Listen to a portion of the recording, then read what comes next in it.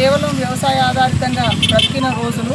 ఆ తదనంతరం మరి బ్రిటిష్ వారు వచ్చిన తర్వాత మరి ఏదైతే పారిశ్రామిక విప్లవం వచ్చి పరిశ్రమలు ఏర్పాటు చేసి మరి మన యొక్క జనాన్ని చూసి ఇక్కడ లేబర్ చాలా తక్కువ ఇదిలో దొరుకుతుందని చెప్పేసి మళ్ళీ అదేవిధంగా ముడి సరుకులు కూడా పుష్కలంగా లభిస్తున్నాయి తెలుసుకుని వాళ్ళు ఇక్కడ మరి పరిశ్రమలు ఏర్పాటు చేసి అతి తక్కువ వేతనంతో మరి కార్మికుల యొక్క శ్రమదోపిడిని చేయడంతో అలా కొన్ని వందల సంవత్సరాలు గడిచిన తర్వాత కార్మికులలో ఎవరో ఒకరికి చైతన్యం ఉన్న వాళ్ళకి ఆలోచన అనేది పుడుతుంది. అలాంటి ఆలోచనకు నాందే ఈ మేడే విప్లవం అనేది మనం తెలుసుకోవచ్చు.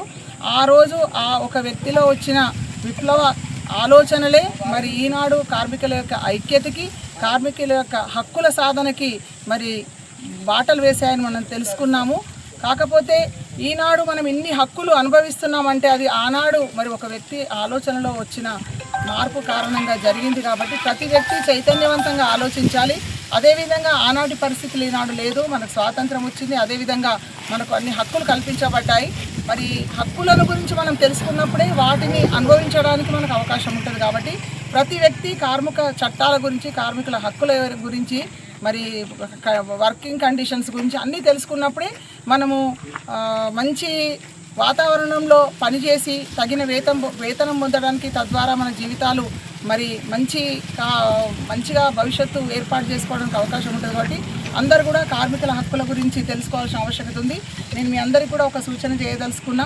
మనం ఎప్పుడూ మేడే రాగానే ఒక్కరోజు మనం స్పీచ్ ఇచ్చుకుంటాం, మాట్లాడుకుంటాము, అంతే, అది మర్చిపోతాం. అది ఎప్పటికీ మన మైండ్లో ఉండాలి. అంటే మీరు ఆ కార్మికుల హక్కులకు సంబంధించి, చట్టాలకు సంబంధించి ఒక చిన్న బుక్లెట్ ప్రింట్ చేయాలని మీ అందరికీ నేను ఒక చిన్న సూచన చేస్తున్నా.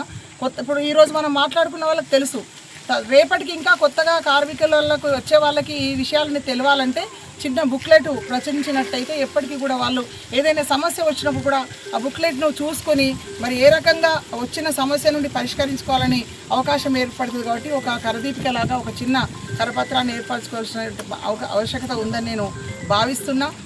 ఇకపోతే మన ఐక్యతకి నిదర్శనమే ఈరోజు మనం అనుభవిస్తున్న ఆనాడు మరి మనకు పని గంటలంటూ లేదు. దాదాపు 18-16 గంటలు పనిచేసేవారు. అది కూడా మళ్ళా సురక్షితమైన పని ప్రదేశాలు లేకుండే. అలాంటి సమయాల్లో ఎంతోమంది కార్మికులు ప్రాణాలు కోల్పోవడం, అదేవిధంగా శారీరక అవిటితనాలు ఏర్పడడం జరిగేది. ఈ కార్మిక చట్టాలు వచ్చిన తర్వాత ఒకవేళ ప్రమాదవశాత్తు ఏదైనా జరిగినా కూడా మరి మనకి చట్టాల ద్వారా మనకు తగిన మనకు దొరుకుతుంది పరిష్కారం. కాబట్టి